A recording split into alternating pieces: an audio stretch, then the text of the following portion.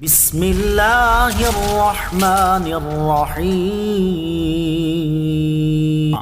अल्लाह के नाम से शुरू जो निहायत मेहरबान रहमत वाला है। जहाँ मुस्तफ़ा है वहाँ घर बनाने को जी चाहता है। अगर किसी आलिम दीन के आपने गुस्ताखी की है तो जाके उससे माफी मांग लीजिए। अगर किसी लायक सही आलिम दीन की अगर किसी ने गुस्ताखी उसकी है तो यकीन मानिए अगर आपने उसकी माफी नहीं मांगी और आपने उसकी इल्म दीन की वजह से गुस्ताखी की है तो हमें ईमान जाने का भी खतरा हो सकता है। हज़रात गिरामी अपने उल्मा का ख्याल रखिए, अपने मदारिस का ख्याल रखिए, अपनी मसाजिद का ख्याल रखिए। मदरसे हमारी दीन की बुनियाद हैं। जिस तरीके से मस्जिदें हमारे लिए बहुत ज़रूरी हैं उतनी ही अहम हमारे लिए मदारिस हैं। आपके शहर में, आपके मोहल्ले में, आपके ज़िले में जो मदरसे हों उनके हाल को जानने की कोशिश करिए, अपने मदारिस को मजबूत करिए, अपने मदारिस में जाके मालूम करिए वहाँ के मोहतमिम से, वहाँ के जो चलाने वाले हैं, न सिर्फ डिस्ट्रिक्ट के मदरसों के नहीं बल्कि आपके मोहल्ले के मदरसों के, आपके शहरों के, आपके गांव के, आपके तहसील के। आप अगर हमें कामयाब होना है, अगर हमें जिंदा रहना है, अगर हमें अपने आप को बचा के रखना है तो हमें अपने मदारिस को मजबूत करना होगा, अपने मदारिस को बचाना होगा। हमें देखना होगा कि वहाँ तालीमी मेयार कैसा है, वहाँ खाने का मेयार कैसा है, वहाँ चीज़ों का मेयार कैसा है, किस तरीके से मोहतमिम घर घर जाके मेहनत कर रहे हैं तब जाके मदारिस चलाते हैं। अगर कोई मदरसे से आपके यहाँ कोई चीज़ हासिल करने के लिए आए तो उसको इज्जत दीजिए, धुतकार के नहीं भगाइए, क्योंकि वो ये आप पे एहसान कर रहे हैं कि वो आपके इलाके में मदरसा चला रहे हैं।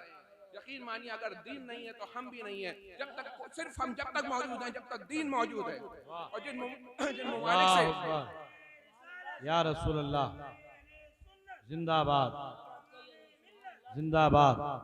जिन ममालिक से दीन रुखसत हुआ, उलमा रुखसत हुए, वहां से इस्लाम भी रुखसत हो गया, वहां से मुसलमानों को काट के फेंक दिया गया। तो हजरात गिरामी आप सब मुझसे वादा करें कि हम कोशिश करेंगे कि अपने घरों में दीनी माहौल पैदा करेंगे। उसके लिए हम खुद भी कोशिशें करेंगे, हमारी माएँ बहनें भी कोशिशें करेंगी। हम अपने बच्चों को ज़रूरी दीनी तालीम दिलवाने की कोशिश करेंगे। हम अपने मोहल्ले के मकातिब को मजबूत करेंगे, वहाँ बेहतरीन उस्ताद रखेंगे, उसके लिए अच्छी तनख्वाह का इंतजाम करेंगे। हम अपने बच्चों को जिस तरीके से स्कूल भेजने में तैनात रहते हैं उसी तरीके से अपने बच्चे की दीनी तालीम पे भी वो देंगे। और हम ये करना कोई बहुत मुश्किल काम नहीं है।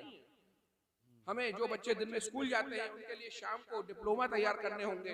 मैं मुफ्ती साहब से गुजारिश करूंगा कि इलाके के बच्चों के लिए 2-2 साल के शाम के 1-1 घंटे के डिप्लोमा तैयार करें। और वो कोई मुश्किल काम नहीं है। स्कूल हैं, हमारे मदारिस हैं, हमारे घरों में बड़े बड़े कमरे हैं, शाम को 1 घंटे कोई भी आलिम आके क्लास कराए। और ये जो हमारे नौजवान नस्ल बैठी हुई है अपना दीन सीखे।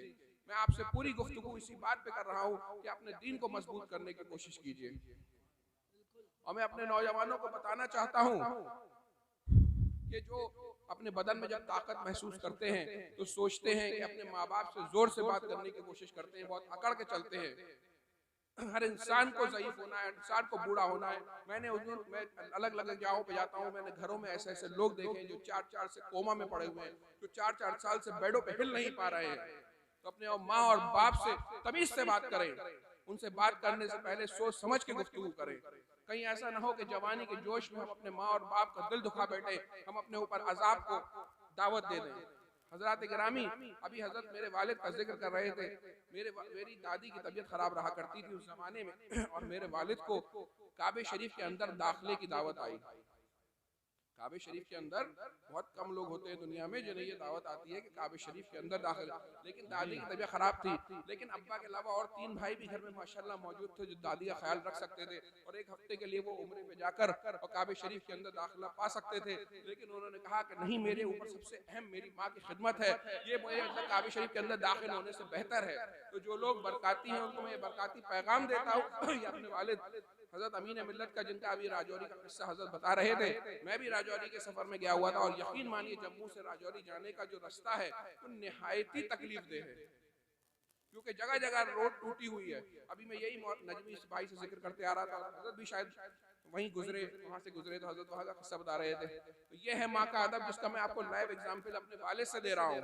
हजरत गिरामी अपनी माँ की कदर कीजिए, अपने बाप की कदर कीजिए, अपने बच्चों को वक्त दीजिए, अपने बच्चों की तरबियत में वक्त दीजिए, अल्लाह का शुक्र अदा करिए। अल्लाह ने ये नेमत आपको दी है, आपको औलाद दी है, तो आपको इसके लिए जवाबदेह होना पड़ेगा। हम में और दूसरे मज़ाहिब में यही फ़र्क है कि हमारे पास तसव्वुर आखिरत है।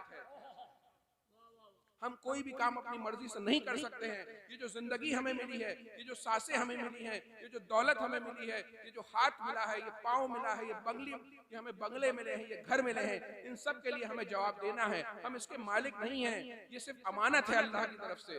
ये हमारी बॉडी, ये हमारी दौलत, ये सब चीजें अल्लाह की तरफ से अमानत हैं। हम इसके जैसे बैंक में कैशियर होता है, वो पैसे जमा करता रहता है, दिन भर लोग आते हैं, लाखों रुपए जमा कर लेता है, लेकिन वो कभी ये नहीं कहता कि मैं तो बहुत अमीर हो गया। हम भी नहीं कहते तुम तो बहुत अमीर हो गए, क्योंकि उसे मालूम है कि शाम को उसको इसका हिसाब देना है। वो इसका मालिक नहीं है, वो इसका अमीन है।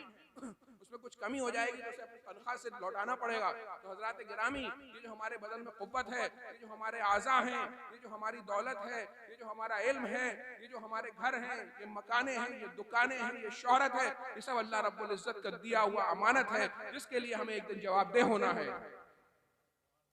और हमारे पास सिर्फ तब तक का वक्त है जब तक हमारी सांसें चल रही हैं। जब हमारी सांसें रुक जाएंगी, हमारा ये नामा अमाल बंद हो जाएगा। तो इससे पहले कि हमारी मौत आए और हमारे जाने का वक्त आ जाए, हमें अपनी मौत की तैयारी करनी चाहिए। हमें रोज ये सोचना चाहिए कि आज हमने इस दुनिया से जाने के बाद की दुनिया के लिए क्या तैयारी की है।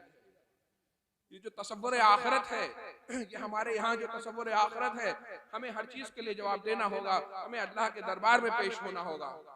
हाय गाफिल वो क्या जगह है जहाँ 5 जाते हैं 4 फिरते हैं। आला हज़रत फरमाते हैं कि हाय गाफिल वो क्या जगह है जहाँ 5 जाते हैं 4 फिरते हैं। तो मेरे भाई ये वही जगह है कि जिसके लिए हमें तैयारी करनी है।